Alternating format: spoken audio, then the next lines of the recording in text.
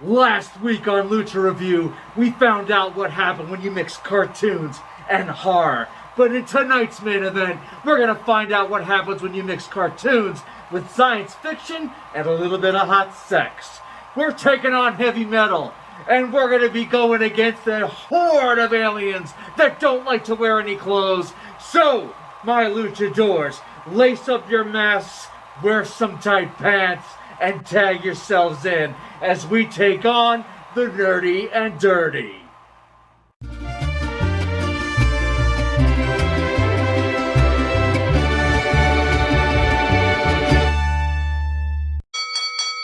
Heavy Metal is a fantasy art magazine that started in the 1970s. Each magazine presented a collection of stories illustrated by different artists, and the common denominator between each of them was explicit content. Whether it was nudity, language, or violence, there was always something rated R about it, and in 1981, it all came together on the big screen. If you weren't there to see it in theaters, then you wouldn't have a chance to catch it for another 15 years. The film didn't hit home video until 1996, and the blame for the lengthy delay was placed on copyright conflicts. I remember working at a Blockbuster Video at the time, and I might have lost my job had it not been for a coworker stopping a woman from taking my recommendation and renting it for her kids. "That is not a movie for kids," my coworker said, and that's when I realized that I failed to see the rating on the cover box. Back in those times, animated films were G, PG, or they just weren't on shelves, but now that we had this forbidden fruit in our possession, a 17-year-old Mal Mascaris couldn't wait to take a bite. Like the magazine, the film contained several stories, and they were all linked together by the powerful and dreadful Loc-Nar, which travels to Earth in an opening sequence that looks like an 80s commercial for MTV, and arrives at a destination that looks like the house from Psycho. Norman's not home, though. Instead, we have a young girl who watches the Loc-Nar melt her dad down to a puddle of slime, and the Loc-Nar then tells her to sit her ass down because it's time for the first story, and it starts at a paleontology dig site where a mutant Keebler elf suffers a similar fate upon its discovery. The paleontologist, completely unmoved over the death of one of his mutant elves, grabs the Loc-Nar and brings it to New York City, where it's to be displayed in a museum.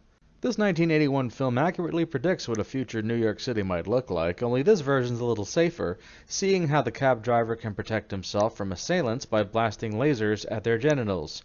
As he does this, the Loc-Nar exhibit at the museum gets ugly, and the paleontologist's daughter will beg the cab driver to rescue her from bootleg Kano and Captain Falcon. The Loc-Nar slips away and ushers us into Story 2, in which John Candy plays a wimpy kid who confuses it for a meteor.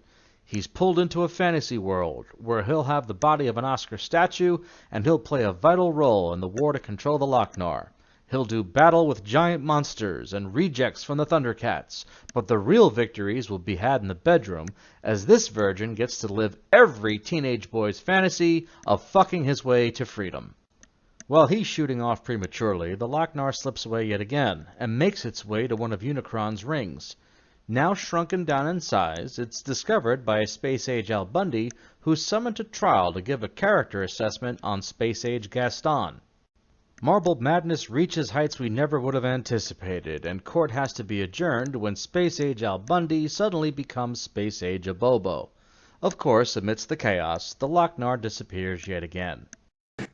Only a handful of dinosaur eggs in a Jurassic Park movie can be overlooked as often as the Loc-Nar is, because it's still got 3 more stories, and these stories give us zombies, aliens with drug problems, and a really good cross between science fiction and spaghetti western, all before it decides the fate of the little girl in the Psycho house. I've seen this movie a few times, and I never really liked it until I sat down with it this week. Maybe it was because this Pirates of the Caribbean Stein had a lot of Kraken inside it, but then I got to thinking. Again, I first saw this when I was 17, and my job at Blockbuster Video gave me easy access to the animated films from Japan, or from Ralph Bakshi, or from anyone else who refused to believe that cartoons were strictly for children's stories. They all impressed me, but they were all made after Heavy Metal, and in my eyes they were made better. The quality of the animation and character design seemed to be the least important part of Heavy Metal's production. Much of it was poorly rotoscoped, while the backgrounds and colors made you want to look away, not closer, and some of the characters looked like they came from coloring books on Amazon drawn by people who thought they had talent. At the same time, as I watched this as an adult, I found an appreciation for it that I just didn't have at the age of 17. The movie wasn't aesthetically pleasing at all times, but the 6 stories it lays out are still fun to watch, and they're tied together well. The characters are brought to life by the voice talents of John Candy, Eugene Levy, Harold Ramis, and others, but the most important character of all might be its soundtrack, as its tone and energy goes from Conan the Barbarian to Guardians of the Galaxy and back. Heavy metal might have been a champion if it had better artists on the job, but it took a risk in doing something that cartoons just weren't doing in the 1980s, and paved the road for whatever R-rated animations you might have loved as a rebellious teen. It all had to start somewhere, and heavy metal starts at mid-card level.